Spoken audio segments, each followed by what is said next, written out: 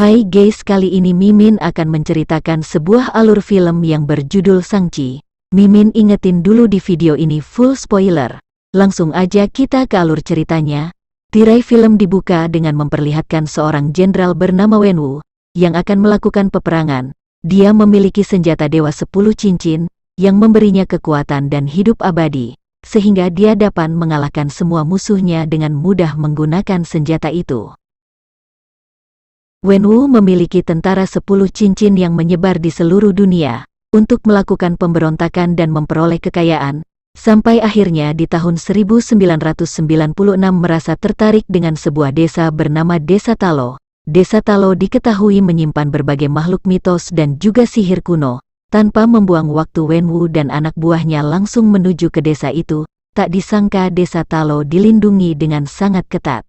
Itu terlihat dari kondisi sebuah hutan yang berbentuk seperti labirin, yang dapat bergerak, menghipit siapapun yang menerobos masuk, yang mengakibatkan mobil yang ditumpangi Wenwu kecelakaan, jatuh dari atas tebing, tapi Wenwu selamat dari kecelakaan itu. Wenwu pun kembali melanjutkan perjalanannya.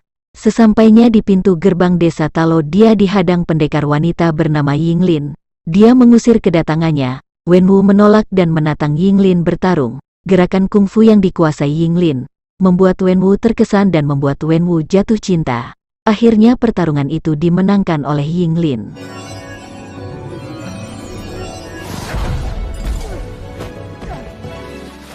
Mereka akhirnya menikah dan mempunyai seorang anak laki-laki bernama Shang-Chi. Wenwu dan Yinglin pun berjanji untuk meninggalkan masa lalunya untuk membangun keluarga barunya yang normal. Kemudian diperlihatkan Yang Chi, yang sudah berumur sekitar 10 tahun, dia diberi hadiah oleh Yinglin berupa sebuah liontin Yambrut. Yinglin berkata, kalau kamu tersesat maka liontin ini akan membawamu pulang. Keluarga kecil itu hidup bahagia dan damai. Tetapi suatu ketika kelompok bernama Iron Gang, musuh lama Wenwu, datang ke rumah mereka saat Wenwu tidak ada di rumah. Shang-Chi yang masih kecil tidak bisa menolong ibunya saat kelompok Iron Gang datang membunuh ibunya. Semenjak kematian Yinglin, Wenwu kembali memakai cincinnya dan membentuk organisasi Ten Ring. Dia bertekad untuk membantai seluruh anggota kelompok Iron Gang yang telah membunuh istrinya. Sejak saat itu Shang-Chi dilatih untuk menjadi petarung yang hebat. Scene beralih ke masa sekarang, di mana Shang-Chi sudah tumbuh dewasa dan tinggal di San Francisco. Dia menerima sebuah kartu pos yang misterius. Kemudian Shang-Chi menjalani rutinitasnya bekerja di sebuah hotel bersama sahabatnya yaitu bernama Keti. Dia suka balapan menggunakan mobil milik tamu hotel. Kemudian di malam harinya Shang-Chi dan Keti pergi ke karaoke untuk menghibur diri. Keesokan harinya ketika Shang-Chi dan Keti berangkat kerja, Shang-Chi tiba-tiba didatangi seorang preman yang menginginkan kalungnya. Karena Shang-Chi menolak, ia lalu memanggil teman-temannya. Dengan keahlian bela dirinya, Shang-Chi bisa melawan segerombolan preman tersebut. Aksi pertarungan tersebut direkam oleh seorang penumpang di dalam bus. Dia sangat kegirangan karena tidak sengaja dapat konten YouTube. Tapi setelah mereka berhasil dikalahkan, seorang pria misterius yang duduk di kursi belakang tiba-tiba bangun dan mengeluarkan senjata dari tangannya. Dari penampilan pria itu Shang-Chi tahu kalau orang itu anggota dari Ten Ring suruhan ayahnya. Shang-Chi pun berusaha mengalahkannya dengan mendapatkan bantuan dari Keti. Keti memegang kemudi bus dan mengikuti rencana dari Shang-Chi. Berkat kerjasama mereka anggota Ten Ring pun bisa dikalahkan. Tanpa disadari oleh Shang-Chi orang itu dapat merebut kalungnya. Shang-Chi dan Keti kembali ke rumahnya. Keti lalu bertanya siapa Shang-Chi sebenarnya. Karena selama ini yang Keti tahu Shang-Chi orang biasa yang baik, dan tidak bisa bela diri, Shang-Chi berkata kalau dia punya saudara perempuan yang bernama Xiarlin, yang terpisah sejak dia meninggalkan ayahnya pergi ke Amerika. Ia pun berencana menuju alamat tersebut yaitu ke Makau tempat saudaranya tinggal. Shang-Chi meminta Keti ikut dengannya ke Makau. Di dalam pesawat Shang-Chi menceritakan tentang masa lalunya pada Keti, di mana waktu Shang-Chi masih kecil ibunya meninggal, yang membuat ayahnya kembali menjadi sang ahli 10 cincin, dan Shang-Chi dilatih bela diri oleh anggota Ten Ring. Setelah Shang-Chi dewasa dia baru sadar kalau ayahnya ingin menjadikannya seorang pembunuh. Shang-Chi disuruh ayahnya membunuh seseorang tapi dia menolak, lalu dia pergi ke Amerika. Xin memperlihatkan Keti dan Sangchi sampai di Makau. Sampai di sana Keti dan Sangchi langsung menuju tempat Xiarling. Di sana Xiarling mendirikan arena tanding ilegal yang cukup besar. Sangchi dipaksa tanding melawan saudaranya, karena dulu saat Sangchi pergi meninggalkannya pernah berjanji, dia akan kembali dalam 3 hari. Namun malah ia kabur meninggalkan Xiarling bersama ayahnya. Hal itu yang membuat Xiarling marah pada Sangchi. Setelah pertandingan selesai Sangchi menceritakan kejadian yang telah menimpanya. Namun Xiarling meminta agar tidak khawatir karena dia bisa menjaga dirinya. Namun tiba-tiba anggota Tenring datang menyerang tempat itu. Xiarling dan anak buahnya kabur lewat pintu darurat, sementara Keti dan Sangchi terpaksa harus lewat tempat lain. Saat Sangchi bertarung melawan anggota Tenring, karena Keti tidak bisa bela diri dia hampir jatuh. Tapi beruntung Xiarling menyelamatkannya. Saat Sangchi hampir menusuk anggota Tenring dengan pisau, tiba-tiba ayahnya datang dan menghentikan pertarungan. Setelah itu mereka bertiga dibawa ke markas Tenring. Kedatangan mereka langsung disambut oleh anggota Tenring. Saat mereka makan bersama, Wenwu berkata kalau semua ini adalah rencananya untuk menyatukan anak-anaknya. Wenwu ingin mewariskan senjata 10 cincin kepada Sangchi, tapi Sangchi menolak. Wenwu lalu membawa mereka ke ruangan rahasia dan menunjukkan sebuah peta menuju desa di mana ibunya berasal. Wenwu mengatakan sering mendengar suara Yingli meminta membebaskannya dari tembok besar di pegunungan Talo. Hal itu membuat Wenwu berpikir kalau Yingli masih hidup.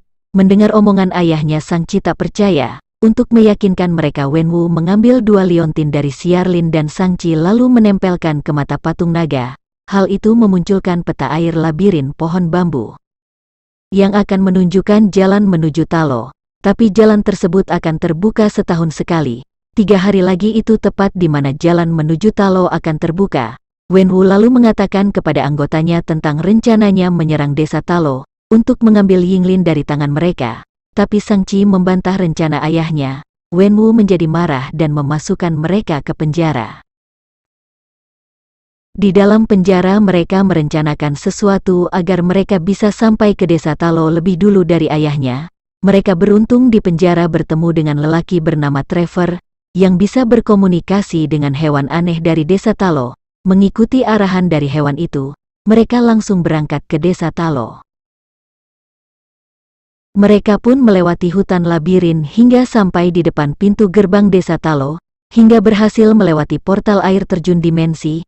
Akhirnya mereka sampai di desa Talo.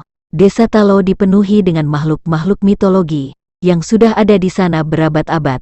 Di sana mereka disambut oleh seluruh warga desa, terutama oleh adik perempuan ibu mereka yang bernama Bibi Nan.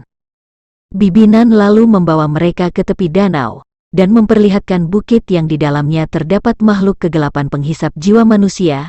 Di sini Sangchi memberitahu kalau Wenwu mau menghancurkan bukit tersebut yang mengira istrinya berada di sana. Bibi Nan lalu membawa mereka ke prasasti sejarah desa Talo, sambil menceritakan pada ribuan tahun yang lalu, penduduk desa Talo diserang oleh makhluk penghisap jiwa. Para pejuang melawan dibantu oleh pelindung agung, yaitu sesosok naga yang memberi senjata sisik naga. Lalu penduduk Talo memenjarakannya ke bukit seberang. Sampai sekarang penduduk Talo menjaganya agar tidak keluar ke dunia manusia. Bibi Nan menjelaskan kalau bisikan yang Wenwu dengar bukanlah dari istrinya, tapi dari makhluk penghisap jiwa. Karena hanya pemilik 10 cincin yang bisa membebaskannya, Bibi Nan lalu memberikan kostum baju kepada mereka. Keesokan harinya rombongan Tenring dan Wenwu akhirnya tiba di desa Talo. Tak ingin membuang waktu, Wenwu langsung memerintahkan anak buahnya untuk berperang. Dalam peperangan itu Sangchi langsung harus bertarung menghadapi ayahnya. Wenwu yang kecewa kepada anaknya yang ia latih malah menggunakan kekuatannya untuk membunuhnya. Hal itu membuat Wenwu sangat marah dan langsung menyerang Sangchi menggunakan ke-10 cincinnya. Hal itu membuat Sangchi terlempar ke danau dan tenggelam. Setelah mengalahkan anaknya, Wenwu langsung pergi ke gerbang kegelapan, dan langsung menghancurkan gerbang tersebut. Satu persatu burung penghisap jiwa pun terbebas. Sebelum makhluk mengerikan lainnya keluar, Bibi Nan memerintahkan para anggota Tenring untuk bersatu dengan mereka. Setelah melihat keganasan makhluk itu, para anggota Tenring akhirnya mau bersatu dengan mereka.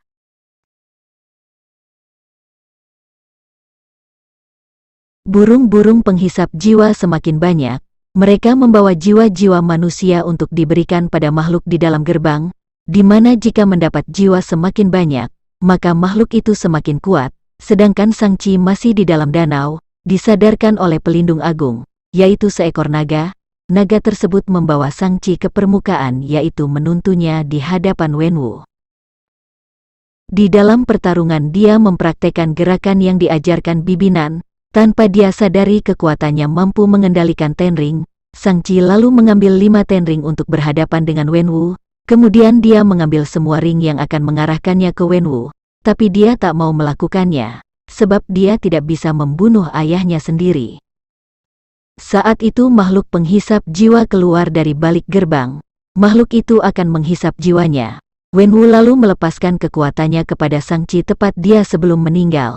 Lalu makhluk penghisap jiwa terbang ke arah desa. Di waktu yang sama Xiarling datang dengan menunggangi naga, menyuruh Shang-Chi naik ke atasnya lalu mereka melawan makhluk itu. Tapi burung penghisap jiwa berdatangan, memberikan jiwa manusia ke makhluk itu, yang membuat makhluk itu semakin kuat. Makhluk itu menangkap sang naga untuk menyerap kekuatannya.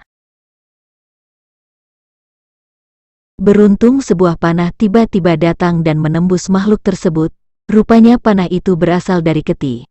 Kesempatan itu langsung digunakan oleh Shang-Chi dan Xiarling untuk melancarkan serangan. Dengan bantuan Xiarling dan sang naga, Shang-Chi berhasil menembakkan Tenring ke arah makhluk itu dan meledakannya hingga hancur berkeping-keping. Malam harinya, mereka melakukan upacara untuk mengenang pasukan yang telah gugur, termasuk Wenwu dan Yinglin orang tua Shang-Chi. 1 minggu kemudian Shang-Chi dan Keti kembali ke San Francisco dan menceritakan kepada teman mereka. Tentu saja mereka tidak percaya, tetapi tiba-tiba film pun berakhir. Sampai jumpa di video lainnya.